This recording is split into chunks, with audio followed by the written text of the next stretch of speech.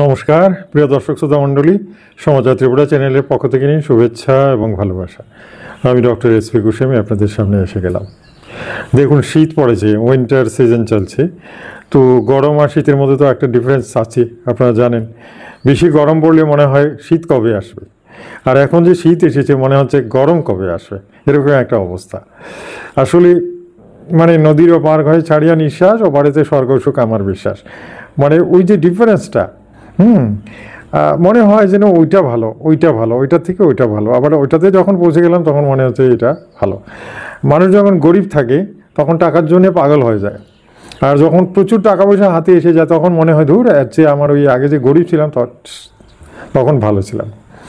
একদম সত্যি ব্যাপার, একদম সত্যি কথা, সত্যি জিনিস, বুঝতে পারছেন?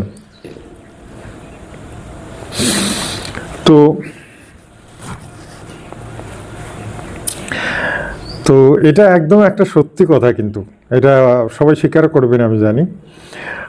যেটা বলছিলাম যে শীতের সময়, তো শীতের সময় মানুষের শারীরিক যে পরিবর্তন, যেটা অনেক কিছু পরিবর্তন হয়ে যায়। আপনারা তো নিশ্চয়ই জানেন যে শীত বাড়লে কিন্তু যারা প্রেশার রোগী, প্রেশার কিন্তু বেড়ে যায়, আপনি বেড়ে যায়, বুঝতে পারছেন? আবার গরমের সময় অনেকটা লেভেলে থাকে। তো এই যে ব্যাপার, ওয়েদারের সাথে কিন্তু মানুষের শরীরের একটা বিরাট পরিবর্তন প্রত্যেকটা ব্যাপারে। শীতের সময় যাদের ঠান্ডা লাগার ধাত বেশি, অ্যালার্জি ফ্যালার্জি তাদের প্রচুর হয়। বয়স্কদের তো সমস্যা হয়, এমনকি যুবকদেরও আমি দেখেছি এই সময়ে বেশ কিছু রোগ ব্যাধি আক্রমণ করে থাকে। তারপরে আছে কনস্টিপেশন কেন হয়? ওই যে জলীয় পদার্থ খুব কম। আর শীতের সময় একটা অদ্ভুত ব্যাপার আছে, যেমন লোকের পিপাসা কম পায়।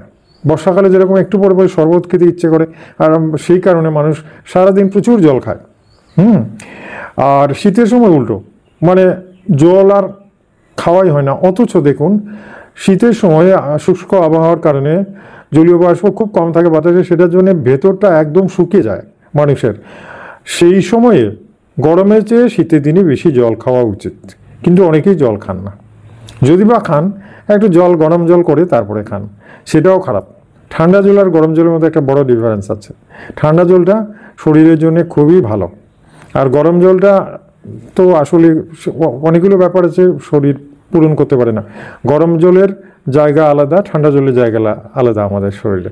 তো বডি অর্গানটা খুবই অদ্ভুত, সেগুলো ধীরে ধীরে পড়াশোনা করলে জানতে পারবেন।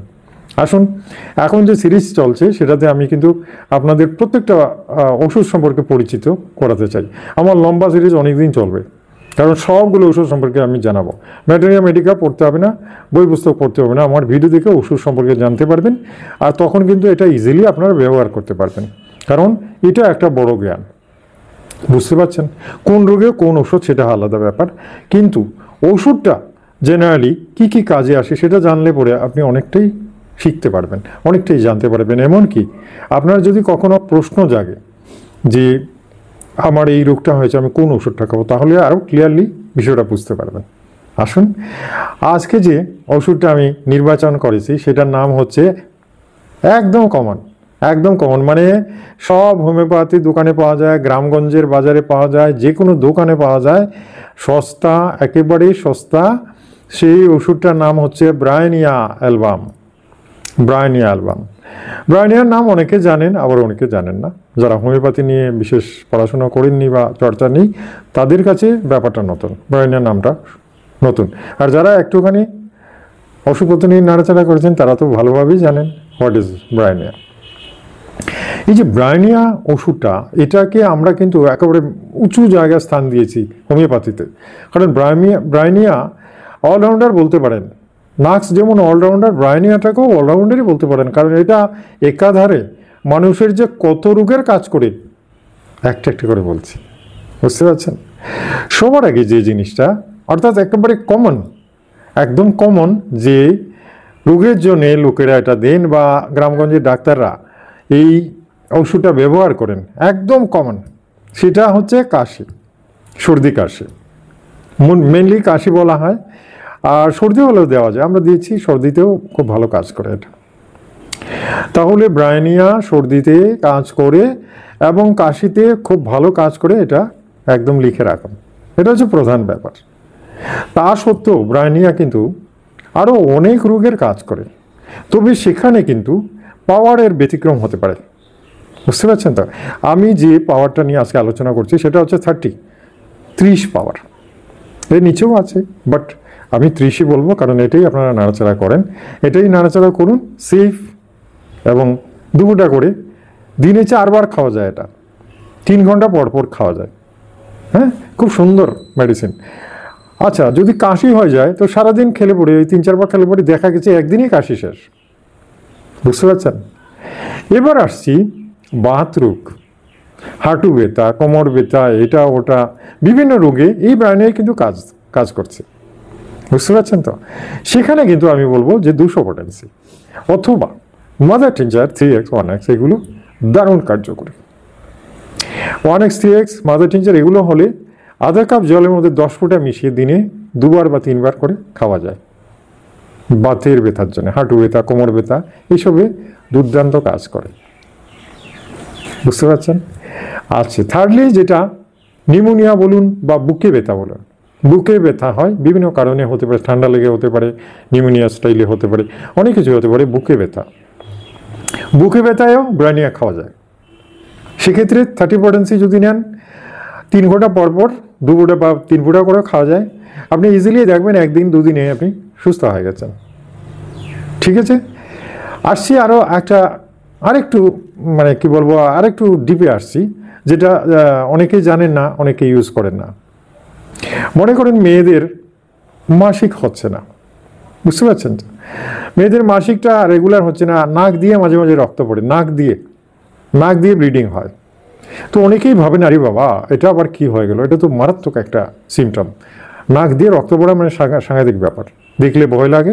2-4 ফোঁটা রক্ত যদি নাক দিয়ে পড়ে, আর সেই মেয়ের যদি মাসিকটা অনিয়মিত হয় বা মাসিক বন্ধ থাকে, তাহলে জানবেন ব্রায়োনিয়া দিলে পরেই ঠিক।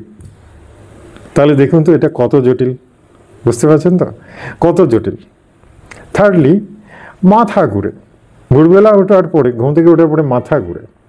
এই যে মাথা ঘোরা যদিও আমরা আরও অনেক ওষুধ আছে, নাক্স আছে, কোনিয়াম আছে, এগুলো আছে, বাট মাথা ঘুরায় ব্রায়োনিয়া কিন্তু দারুণ কাজ করে, বুঝতে পারছেন? এরকম পেটের ট্রাবলস বলুন, কনস্টিপেশন বলুন, এগুলো তো ব্রায়োনিয়ার যথেষ্ট ভালো ভূমিকা রয়েছে। হ্যাঁ, আমি যে লক্ষণগুলো বললাম এগুলোকেই কমন রাখুন এবং এগুলো ট্রাই করতে পারেন। যে লক্ষণ আমি বলেছি এগুলো যদি ট্রাই করেন, দেখবেন আপনি ব্রায়োনিয়াটাকে কত সুন্দরভাবে ইউজ করতে পারছেন। তাহলে দেখলেন তো যে এই ব্রায়োনিয়া কাশি থেকে শুরু করে, বাত থেকে শুরু করে, মাথা ঘোরা, মিন্সের নোজ ব্লিডিং, সমস্ত কিছুতে দুর্দান্ত ব্যাপার। এই ব্রায়োনিয়া সম্পর্কে বা এই ব্রায়োনিয়ার সিমটম আছে এরকম পেশেন্ট যদি হন বা কোনো সমস্যা থাকে, তো ডেসক্রিপশনে আমার নাম্বার দেওয়া আছে, আরও বিস্তারিত জানতে পারবেন। আমার সঙ্গে কথা বলুন, আলোচনা করুন, আর ক্রিটিক্যাল ব্যাপার হলে আমার সঙ্গে ট্রিটমেন্টের জন্য আলোচনা করুন। দেখবেন খুব সুন্দরভাবে এই ব্রায়োনিয়া দিয়ে আপনি কিন্তু অনেক বড় বড় রোগ থেকে মুক্তি পাবেন, বুঝতে পারছেন? তাহলে দেখুন হোমিওপ্যাথিতে যে ওষুধগুলো আছে সেই ওষুধগুলো সম্পর্কেও জানা দরকার, এটা কোন কোন রোগে ব্যবহার হয়। এটা যতক্ষণ না জানবেন, আপনি জানবেন যে কিছুই জানতে পারলেন না। হ্যাঁ, কিছুই জানতে পারলেন না, মূল গোড়াতেই আপনি অজানা জগতে রইলেন। তো সেরকম হয় না। হোমিওপ্যাথি চর্চা করতে গেলে বা হোমিওপ্যাথি সামান্য একটু আমাদের ভিডিও দেখে যদি কেউ শিখতে চান বা বুঝতে চান, তাহলে অবশ্যই এই ওষুধ সম্পর্কে আপনাদের জানা দরকার।